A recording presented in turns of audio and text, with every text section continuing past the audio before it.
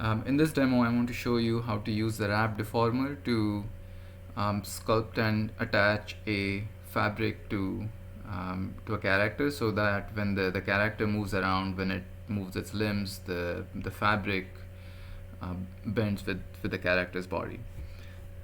What I have here is a cylinder that's attached to a bone structure, to the underlying skeleton, um, which is going to make the mesh deform. So when I rotate the joint, the middle joint, it begins to deform the mesh. I'm not going to go over how to create a skeleton, how to bind the skin, weight painting, all of that, because we have already covered it.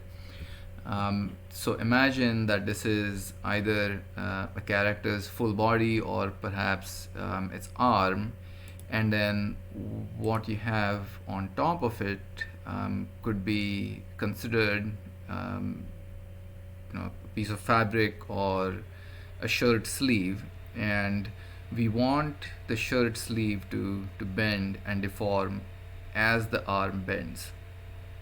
So the process is fairly easy.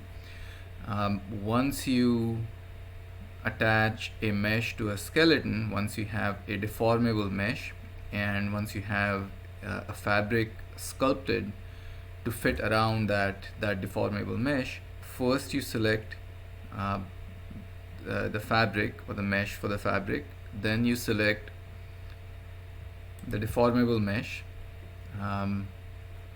then go to deform and then say wrap.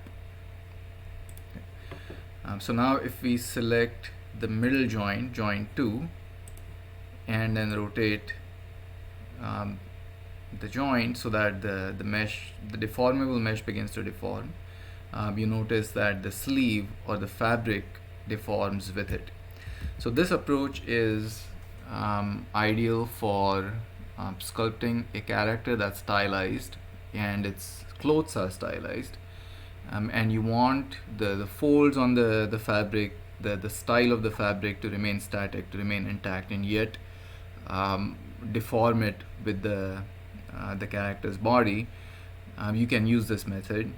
The other method involves creating a dynamic cloth simulation in Maya, so that whatever happens to the body, as the body begins to move, the cloth moves with it. But that's more ideal for creating highly realistic dynamic fabric. This is more useful for creating stylized characters with stylized clothes.